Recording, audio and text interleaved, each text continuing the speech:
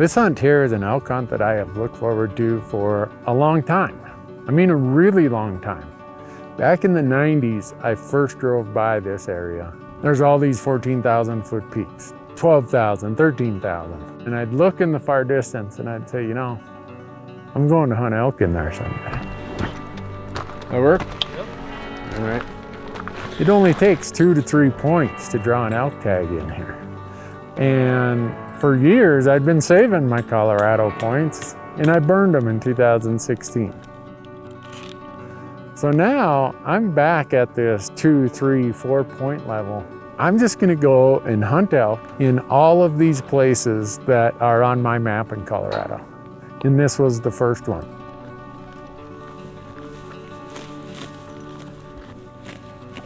I would bet that there are places, they might not be in Colorado, it might just be in your home state, where you said, one year I'm gonna float this river, I'm gonna go hunt down on that public land. Whatever it might be, go do them. Because the sense of adventure and just seeing new country, just going and doing that is worth the trip.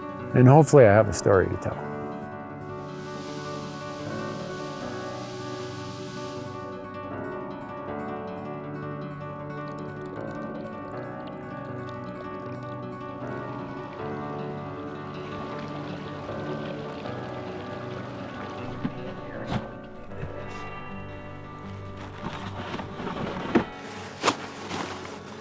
About ready to launch into the deep backcountry.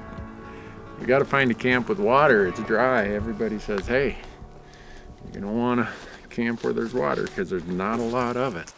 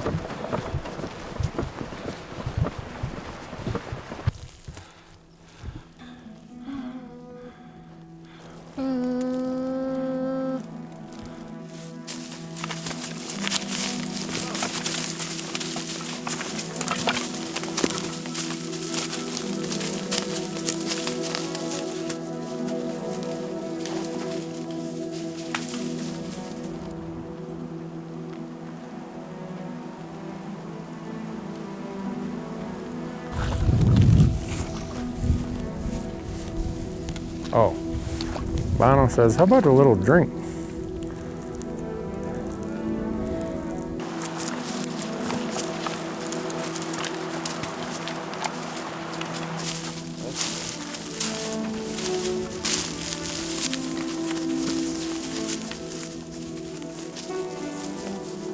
We are at the camp. I was hoping would be here without competition.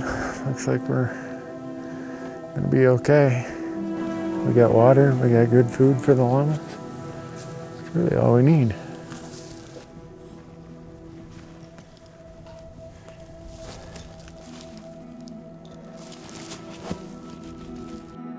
I thought I'd get here tonight in time to scout.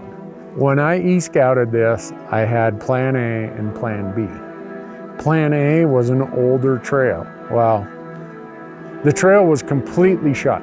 So instead of having 1.5 days to scout, now I'm down to 1 day to scout. This hunt is, it's pretty tight. The plan for today is to start hiking from camp here, get up there to a great big tall knob that's just under 12,000 feet. In case that's where I want to glass from tomorrow, figure out a path how to get up there in the dark, mark it on my map, and then call and locate, glass and locate, explore some country.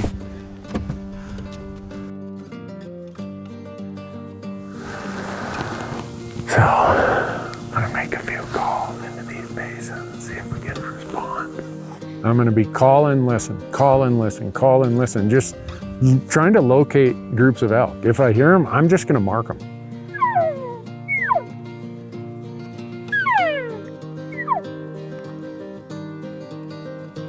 Get up high and glass. in glass, in glass.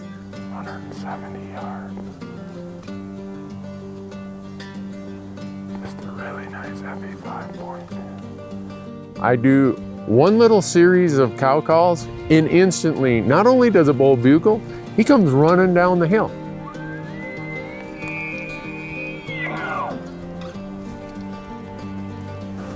Even though he's barely a 6-point, he's got long beams. You don't pass up those opportunities. The bull's coming down the hill. We're getting footage of him, but as he's starting to loop to get downwind of us, we take off. The last thing you want to do on a scouting day is spook them and scare them and let them know you're there. And there are tracks and droppings. There's elk sign everywhere. Exactly what we'd hoped for was the grasslands that are above the timber line.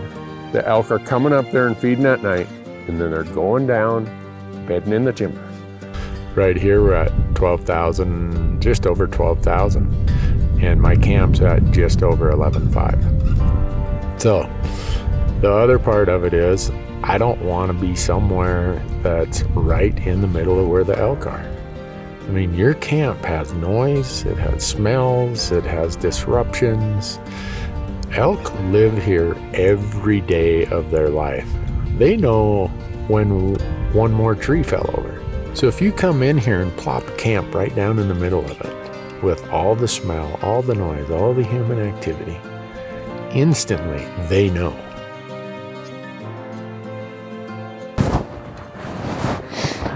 Well, time to scout our way back to camp. Mark track on my map so that I can get back up here tomorrow morning in the dark, because season opens tomorrow.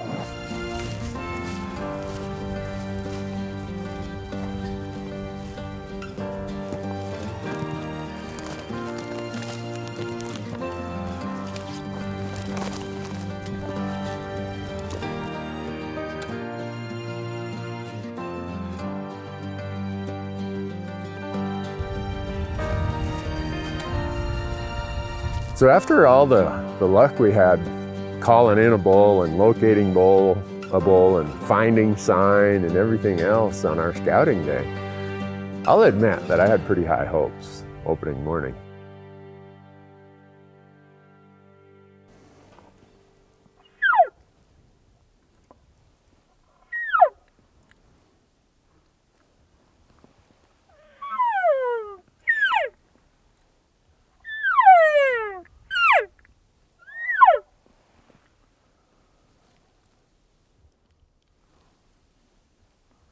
We got to the first spot where we'd called in the bull the morning before.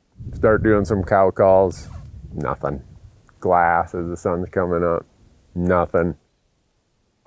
Go to the next spot. And the next spot. Just go to where they are. Mark the occupants, say they are where you find them. Now you find them where they are. We gotta figure out where they are. That's when we'll find them. Go over to the other side of the ridge, do a bunch of calls over there.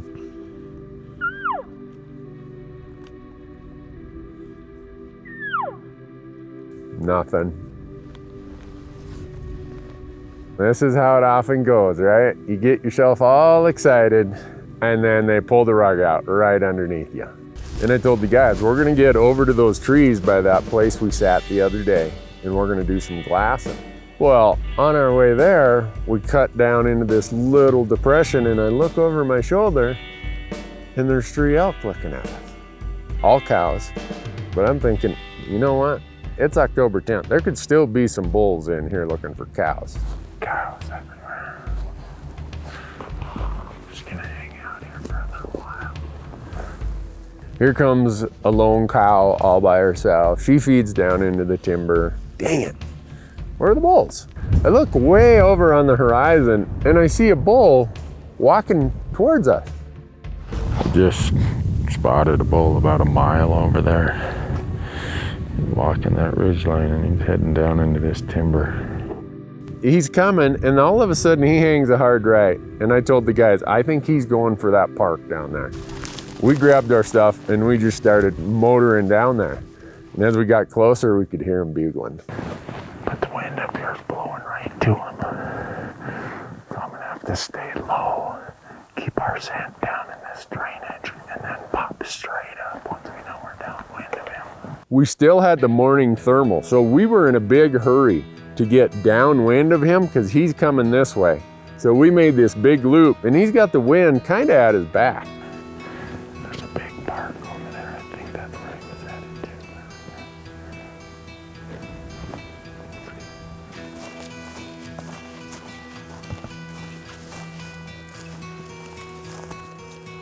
Well, we get out there and we get to the edge of that opening, and it's just like, we can hear him.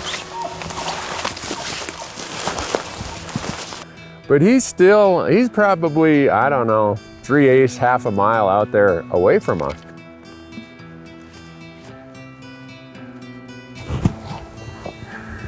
I hate to tell him where we are, but with the rifle, if he comes out, we'll get him. Well, we got set up and we can hear him. He's not very far away. I'm thinking he's maybe 200 yards, but the timber on the other side is so thick, you can't really see into it. He'll come to the edge of that timber, but he's not gonna come out in the opening. They are not gonna cross that opening unless we were way back in there. Because what happens, he comes to the edge, he knows that cow call is right on the other edge of timber, and when he gets there, he looks, he's like, where's that cow? And he's not gonna cross if he can't see a cow. Now, if I was way further back in the timber where I wouldn't have a shooting lane, he would come across. But the goal for me was to get him to the edge of that timber and I'd have a 120-yard shot. Get him to come and look for us. And I told the guys, I said, look, when I cow call, he's gonna know exactly where we're at.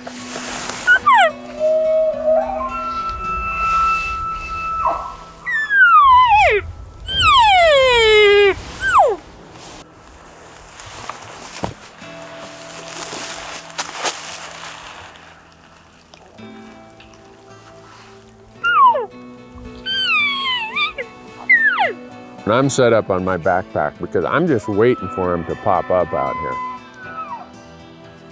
here. And Kyler says, I think I see him raking a tree. Oh, he's right there. He's raking a tree right there. You see him? Yeah, I see the tree shaking. I'm looking for the life of me. I can't see him raking a tree. From my angle, there's a big tree in the way. And all of a sudden, I see legs walking. Oh, he's coming down. I still got that tree in the way. One more step. Come on, buddy. Have a step. Now I'm trying to get my cow call adjusted. By the time I do that, I make a really crappy cow call. Come on, Randy, amateur move, man. You know that as quick as he starts to move, you gotta hit that cow call.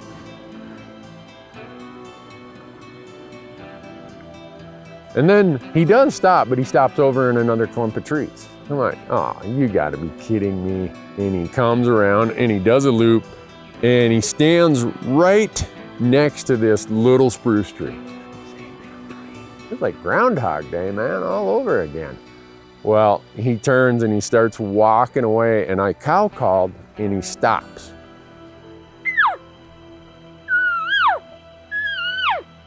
I got him right now, you got him?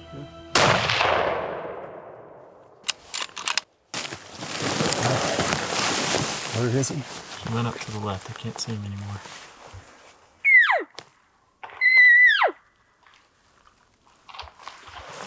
He's stumbling. And then we don't hear anything. When I looked out in front of me, there was a spruce limb just swinging back and forth. I'm like, oh no, don't tell me that just the difference between my point of view through my scope and where the muzzle is, that I hit that limb. I didn't hear it hit, but he wasn't looking so hot when he was moving left. I had a window about that big. I either hit a limb or I hit him. I don't know, it's weird hearing him like the crash like that, but Yeah. and then nothing. Hopefully.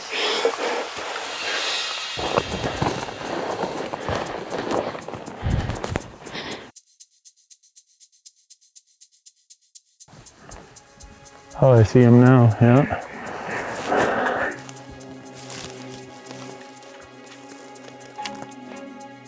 And I'm like, holy cow. I can't believe that. Yeah.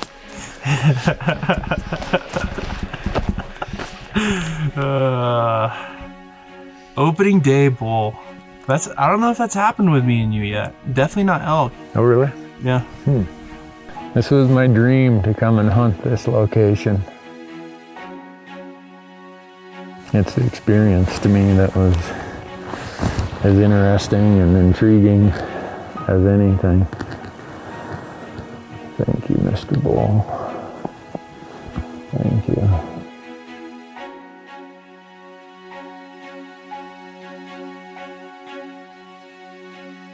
One thing that I will say about this hunt, I knew I was going to hunt very aggressively because I only had 2.5 days. As quick as I saw that bull, I told the crew, we're going. If we mess it up, so what? We'll go try find another one. And it all worked out. I say, we get back to camp. 1.07 miles as the crow flies. And on our way back, I'm gonna be scouting for a trail that llamas can take.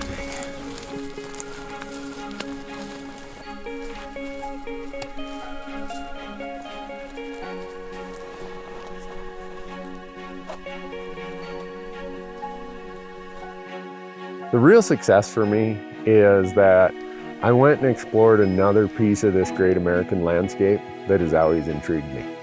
And no matter what people say about, oh, well, just go hike those places, I do not see the landscape when I'm hiking the same way I do when I'm hunting. You're looking, you're reading, you're paying attention to every little detail.